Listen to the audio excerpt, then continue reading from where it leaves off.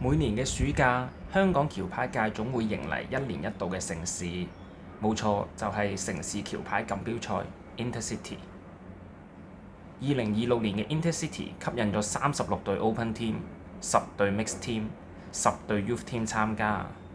當中除咗本土選手之外，仲有嚟自亞洲地區嘅中國、南韓、日本、新加坡、台灣、紐西蘭等選手。相信有好多香港橋牌手依然好回味呢個賽事，等我帶大家重溫一下今次嘅比賽啦。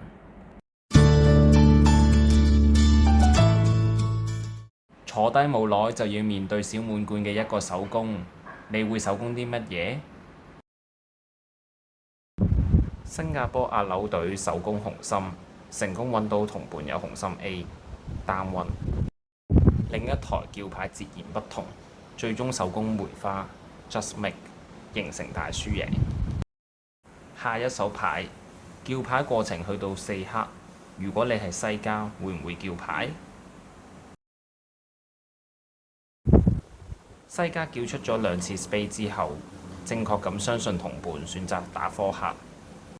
呢手牌有好多西家忍唔住叫到 four spade， 有9張黑 fit 唔打，最後難逃單嘅命運。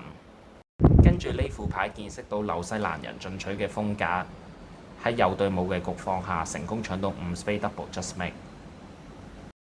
跟住呢副牌叫到大滿貫嘅人略少過一半，關鍵係東家喺搭關鍵張時顯示到缺門梅花，轉破台上嘅 East West 就完美咁叫到7 spade。